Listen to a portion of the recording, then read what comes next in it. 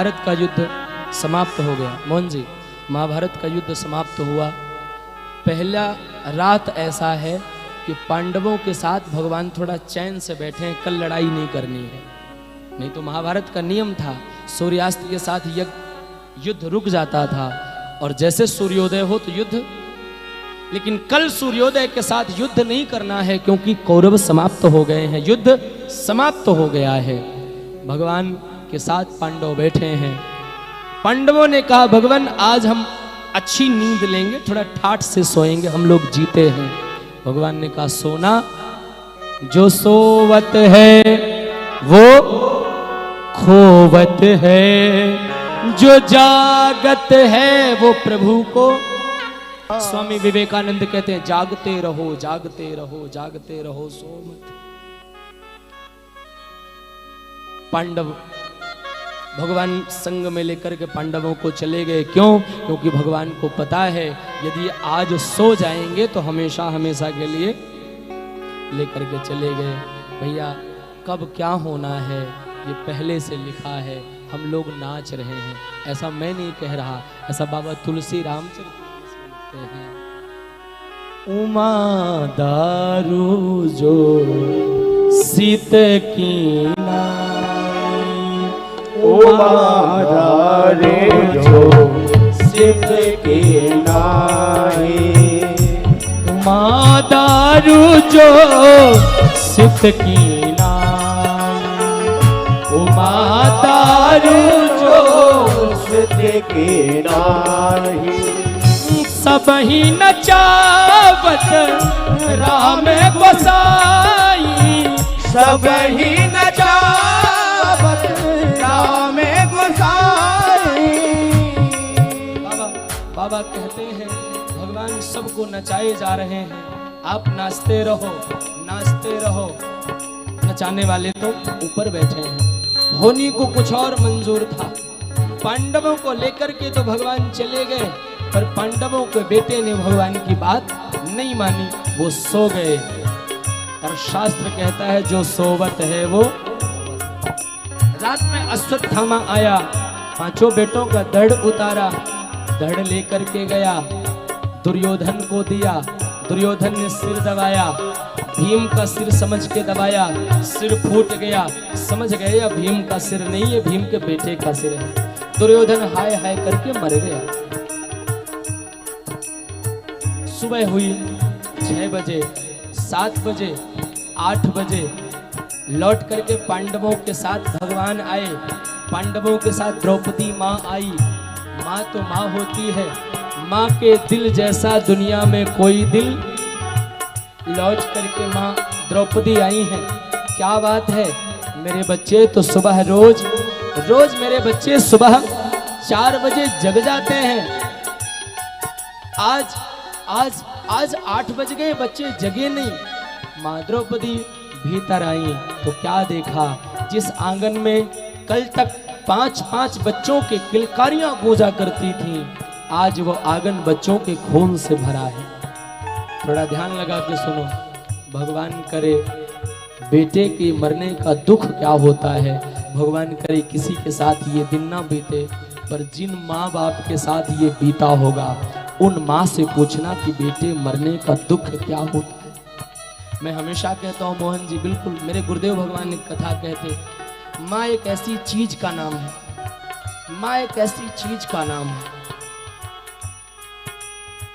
दुनिया में माँ के जैसे सिर्फ एक चीज है, दुनिया में माँ के जैसे सिर्फ एक चीज है, जानते हैं क्या? माँ ही। माँ के जैसा दूसरा कोई दुनिया में हो ही नहीं सकता। किन्हीं माँ का बेटा मर गया होगा, घर के सब धीरे धीरे भूल जाते, नियम है, चाची चाचा 2 महीना 3 महीना में भूल जाते हैं, भाई भाभी भी 2-4-6 महीने 8 महीने में भूल जाते हैं, मामा मामी भी 1-2 साल में भूल जाते हैं। शास्त्र कहते उस बच्चे का बाप भी 2-4-5 साल में भूल जाता है, पर एक माँ ऐसी है कभी नहीं भूलती। बेटे को मरे 10 साल हुए हैं, माँ ने आज आलू का पराठा बनाया है, आलू का पराठा माँ ने हाथ में उठाया, सब घर वालों को खिलाया। उस पराठे का पहला गस्सा मुंह के पास लेके गई, याद आई, मेरे बेटे को आलू के पराठे बहुत पसंद थे। थाली में पराठा धर के भीतर गई। आज से 10 साल पहले मेरे बेटे को छाती से लगा के रोई, माँ बेटा क्यों मुझे छोड़ के चला गया। ये माँ है, माँ बेटे को कभी नहीं भूलती। जब तक माँ रहती है, जब तक माँ रहती है, तब तक बेटे को याद करके रोती है, क्योंकि वो माँ है। बाबा तुलसी कहते हैं, जब जब राम माँ तो सुध कर, जब जब राम बात सुध कर रही। मैं इतना ही कहूंगा कि माँ के जैसा कोई और नहीं। क्या बीता होगा द्रौपदी माँ के छाती में, विचार करिए।